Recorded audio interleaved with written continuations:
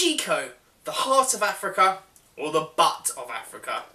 Hey, welcome to Planet Mark, and today in our restaurant review where we're going around all of the restaurants in Walt Disney World and telling you what we think, today it's Jiko that's in the firing line. So climb aboard your elephant and let's go!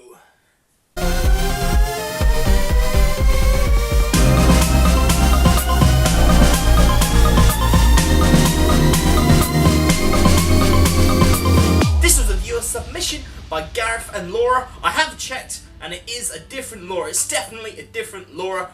My Laura is not Welsh. I have confirmed this. But if you want to shout out in our next video, make sure you stick out to the end and we'll tell you exactly how.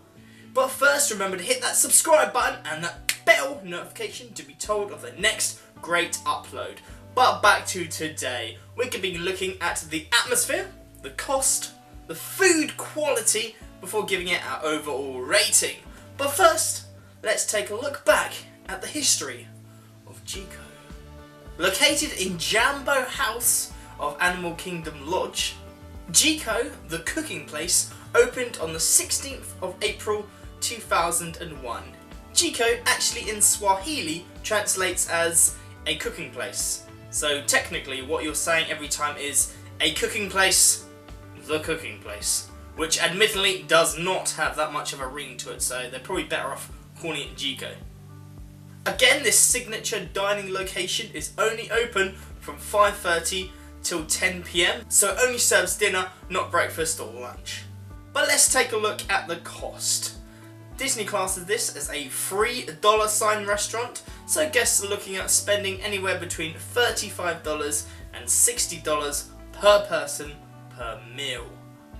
Now let's take a look at the atmosphere. Now there is a dress code, so no shorts, no speedos, no sandals. However, we have actually found lots of pictures of people in their shorts, so maybe they're not as strict as they say. But technically, yes, there is a dress code. Whether people obey by it, I don't know.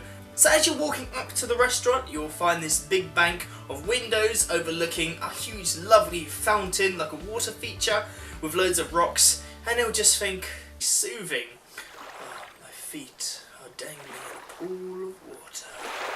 The wind is blowing quietly. Birds are tweeting far off in the distance. Just about can hear it. I'm laying down on the beach with my hip. Sorry about that, I don't know what came over me. Laura had to knock some sense into me. So as you walk in, you'll be greeted to a bar, which is the nicest way to be greeted. And then as you walk past that, you'll find the Cape Town Wine Room, which sounds like my type of room. And Disney boasts that this is the biggest collection of South African wines outside of South Africa. So if you want a bigger location for wines, then you're going to have to go to South Africa.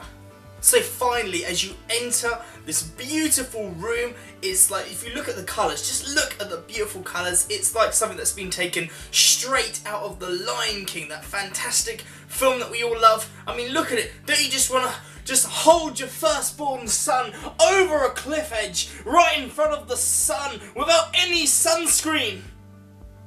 Disney really, they kind of missed out on a lot of opportunities here. If I would have directed The Lion King, it would have been a hell of a lot different. If we take a look at the decor, there's loads of bird statues around. It's kind of like they've been taken in the middle of movement, like they're actually still in real life. I mean, if a bird got caught in that place, there's no way that you'd be able to notice.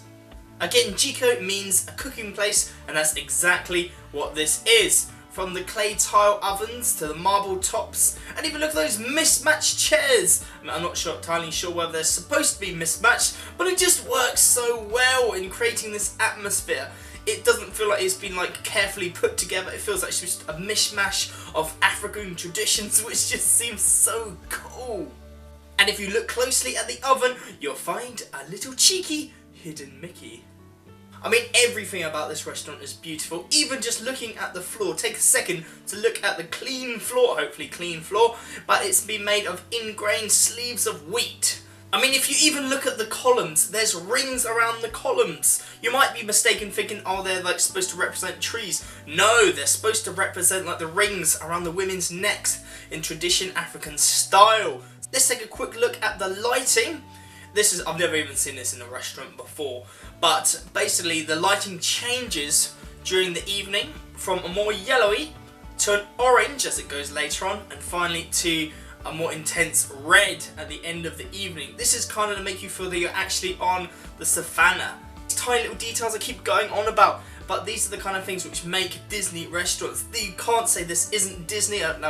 In a few of our other signature restaurants, it's like, is this really a Disney restaurant? No, this is certainly a Disney touch, which makes it feel very Disney. Now let's go take a look at the food quality. Okay, there's always something new on the menu. Every time you go, you'd always spot something new. But in true signature dining style, all of the food names are long and complicated, and every ingredient seems to come from a different part of the world. Before you even order, you get some complimentary bread. Hey, complimentary bread! Complimentary bread! We love some complimentary bread! Complimentary bread! We're gonna get some complimentary bread! Cause it's bread and it's yeasty, yeah, bread! No, but this is actually Ethiopian style honey wheat bread with tandoori spiced butter. Complimentary bread! Complimentary bread! Complimentary bread!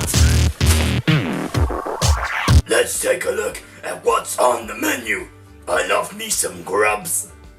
For appetistas, there's Monty dumplings, grilled boar tenderloin, fried green tomato, brick oven cooked shrimp, mushroom leek flatbread, peri peri chicken flatbread. That sounds good. For mains, it consists of maize crusted halibut, oak grilled filet mignon, Durham ranch mule loin, West African coca corn, bocarp, Malay seafood curry, which is just shrimp. And if you're looking to enhance your meal, then you can have some coconut shrimp, North African spiced scallops, Egyptian kushi, Zulu style camp and beans. And finally the desserts, which consist of spiced peanut butter mousse, Safari Sunset, which is pretty much just carrot cake, Kilimanjaro, which is Tanzania chocolate, strawberry shortcake, and halibut pudding, which is melted ice cream with a load of other stuff I couldn't pronounce. And after dinner, you could either have some after dinner tea or some dessert wines, which sound awesome, again using that South African wines that we talked about earlier. So like every signature dining restaurant, they go for quality over quantity, but they have quality down. I mean, just looking at that menu, you can't tell me that you weren't going like, that's so delicious. Okay, for those that are fans of this series, you'll know that this is normally the bit where I look at character dining experience. However, if you've been here before, then you know that there isn't a character dining experience here. However, they are trying to go for that romantic ambience, but personally, the whole Lion King atmosphere, I don't think it would be too out of place if they actually did. We did the Flying Fish restaurant, and yeah, it would be out of place at the Flying Fish, but not here. I mean, maybe not even like an interaction with like somebody dressed up. Maybe like someone just with some like good makeup on, or even just watching some animals or an animal interaction, or just watching some animals do something outside. Those of you that have seen the Lion King musical, they have like puppets, like animal puppets, or or just like loads of makeup people in like animal makeup. I think those kinds of interactions, I think it would really work here. I mean, like, if you disagree with me, then tell me in the comments below. But I personally think it wouldn't be too out of place to have some kind of interaction like that.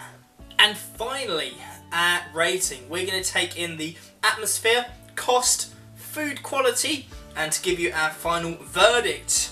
So what we're going to rate this, we're going to put this using our scale in right in the middle of do once, only because of the location, which is at the Animal Kingdom Lodge. So unless you're actually staying at the Animal Kingdom Lodge or nearby, it's a fair bit away. I mean, if you weren't staying there, you'd have to kind of drop everything and go there. I mean, and these signature dining locations, they normally take quite a few, like at least like, I don't know, 1 or 2 hours at the minimum to finish.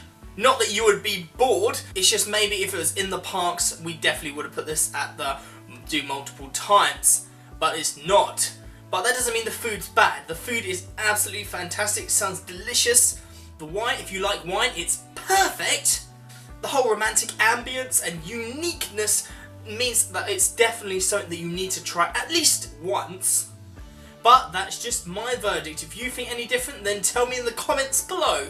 But remember, this was a viewer submission by Gareth and Laura. If you want to be featured in our next video, make sure you just tell me which restaurant do you think we should review next. But remember, before you do that, subscribe to Planet Mark and hit that bell notification to be told of the next great upload. Remember to like this video and share it around. Remember to follow us on Twitter at PlanetMarkVlog or Facebook.com/PlanetMarkVlog. Normally I do the sign off, but I'm just going to treat you to one more rendition of complimentary bread. Complimentary bread. I love it. I love complimentary bread. Complimentary bread. So remember, you gotta put your behind in your past. So here's some bloopers. Yeah, what's it made of? Wait. What? The hell was that? It's just an impromptu bread. What? What's wrong with that? It was just talking about bread. Just where did that come from? Because, you know, like whenever you get complimentary bread, it's always like, oh, right, well, it's free bread. Well, thanks. But no, this is like, you know, really cool bread, and I'm going to talk about how good the bread is.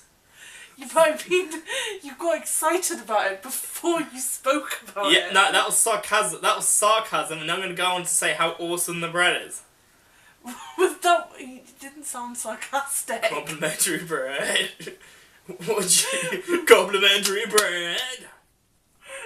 That's my bread That's song. not sarcastic. Right. So you're genuinely celebrating bread. What's wrong with bread? Oh, you like I need to start bread. going. I need to start going over the scripts a bit before I write them. Yes, you do. Alright. That's a Karen. I might have to monitor your skill. Aren't you the one with the drama degree? Yeah, what's wrong with the bread song? Aren't you the one who actually wrote a dissertation as a script? Yeah. You should be able to write scripts. I wrote the bread song, alright? Carry on.